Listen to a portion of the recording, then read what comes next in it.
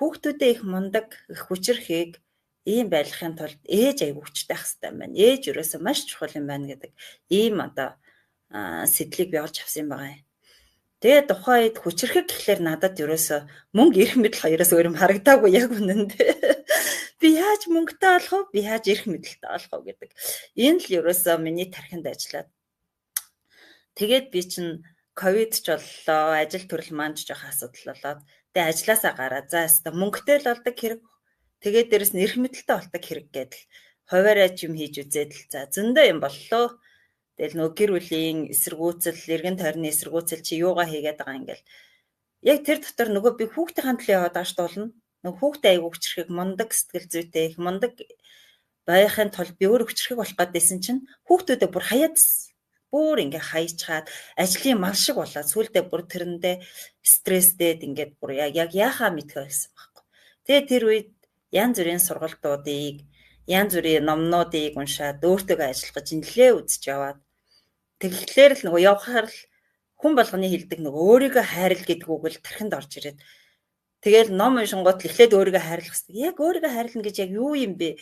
Тэгхийн бол би хүчрэхийг болох хэрэгтэй юм уу гэл ингээ бараг ингээ тэрэндээ өөрөө гайхаа заримдаа бүр стресстэй уурладаг байлаа. Тэр чин болохгүй байх чи яагаад би өөрийгөө хөгжүүлэх юм? Тэр л өөрийгөө хөгжүүлэх хэрэгтэй үстэй гэл тэ. Би ч өөрийгөө аягүй хөгжүүлээд байгаа шүү дээ. Би ном уншаад байгаа. Би янз бүрийн сургалтанд хамрагдаад байна. Би ингээд өөрийгөө хөгжүүлээд байгаа байхгүй юу гэд. Тэгтээ яг үндэ өөрийгөө хайрлахгүй маш дондуур дутуу яваадсэн юм билээ. Тэгээд сургалтанд янз бүрийн сургалтанд сууж байхдаа, ном уншиж байхдаа ч юм уу тэрний дараа ингээд нэг гой болж байгаа юм шиг боловч дутуугийн мэдрэмж. Цаанаа л нэг лхам хандаа чи дутуу биш. Тэрийг би алхам тутамдаа мэдэрдэг байсан. Гэртээ байж байхдаа ч мэдэрдэг, ажил дээрээ байж байхдаа ч мэдэрдэг. Тэр айгу мундаг үр штэ. Чи муу л агаа үсттэй гэдэг. Энэ дуу хоолой миний ингээд одоо баг ярьсан чи ингээд зүрх сонирн болж байна л та ингээд айгу тийм баг эмзэг сэдв те. Тэгээд би яг энэ өөрийгөө хайрлах гэж юу юм бэ гэд багшийн анх 2022 онд өөрийгөө хайрлах 21 хоногийн челленжд хамрагдаад тэгээд дараагийн хөтөлбөрүүдтэй хамрагдаад одоо тэгээд нөгөө ингээд хамтдаа ярилцаад өнөөдөр ингээд сууж байгаад үнэхээр туйлын баяртай байна. Тэгээд ер нь бол яг миний одоо болормоо агштай уулзсан одоо уулзалт маань яг л энэ өөрийгөө хайрлах гэдэг зүйлээс эхэлсэн. Цаад санаа нь бол үр хүүхдийнхаа төлөө л гэдэг одоо энэ хүчрэхэг ээжтэй хүчрэхэг хүүхдүүдийг бий болгох гэж хичээсэн. Миний хувьд би нэг удаа ингэж ууралж үтсмээр штэ гэж ингэж боддог төрөл. Ер нь ерөөсөө ууралж чаддаггүй.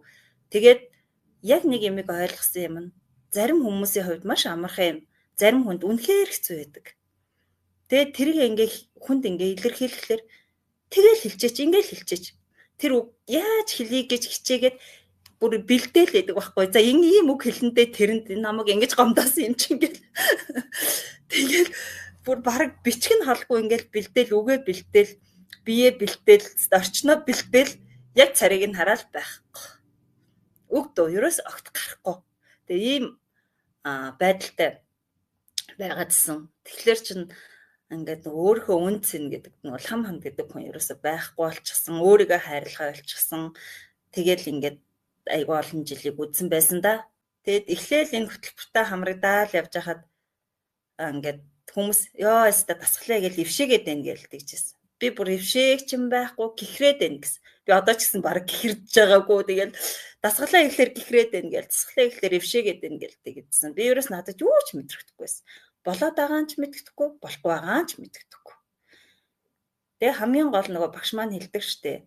Үр дүндээ биш үйл явцтай итгээрэй гэдгсэн. Тэгээ би болормоо шиг нэлээд өмнөөс дагаж эхэлсэн. Миний баг эцсийн найдвар байсан учраас би яг үйл явцтай итгэсэн. Энийг ингээ хийж л хахад болно доо гэдэг байдлаар итгээд явсан.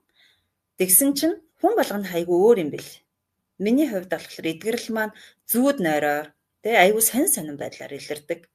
Тэгээ зүүдэнд маань ингээд нөгөө айдас маань тайлагддаг. Тэгээд багш маань ингээд дандаа л дасгал болгон дээр хилээдсэн юм бэлээ. Би ихтэй ингээд цаанаасаа анзаархаа болчихсон. Ирүүгээ сулал, хилээ сулал гэлэхт нь би юусоо ирүүгээ сулж, хилээ сулгахт нь миний бүр таг хатуу ирүү маань бүр 8 жилийн өмнө унтаад босоод ирсэн чинь ингээд нөгөө гарцсан байсан байхгүй юу? Ирүү нөгөө мултарчдаг штеп. Тэрнээс хойш ингээд таг гэдэг ингээд бүр зогсоо зайгүй. Тэгэхдээ энэ мэдрэлийн тогтолцоо гэдэг чинь бүр үнэхээр ухаантай. Хүнд тэрийг харуулахгүйгээд бараг ингээд нүдний чавчилтыг хүртэл ингээд би өөрөө ухамсаргүйгээр анзаараад хүн нүдэ чавчих хооронд гэлс хөдөлгөөд авдаг ч юм уу тий. Тэгээ ганцаараа явж байхдаа бүр зогсоо зайгүй тэрийг би бүр ингээд зогсоож чадахгүй ингээд эрүү хөдөлдөг дуурдаг болцсонсан байхгүй. Тэгэхэд л багш хөтөлбөрт ороод явж байхад за эрүүгээ суллаад хэллээ суллаад гэж тэгтэн би надад суллах юм байхгүй л аацсан. Бүр тэг дуурдаг гэрнэ. Тэгжсэн чинь л нэг өдөр би нэг л өдөр анзаараад хүү миний хэл ийм чанга байгаа юм байна ш. Тэгээд нэг өдөр шүлсээ гойжулж явсан.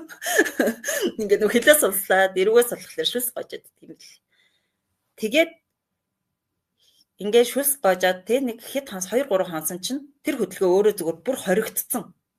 Манипуляц хийсэн юм шиг тий. Тэгж болохгүй гэж байгаа юм шиг хоригдсон. Тэгээд одоо тэрнээс хойш ер нь бол эрүүгээ ингэж хөдөлгөхгүй. Гэхдээ одоо хаяа нэг хөдөлгөгийг гэвэл хөдөлнө. Гэхдээ ер нь бол бараг хөдөлгөө болчихсон.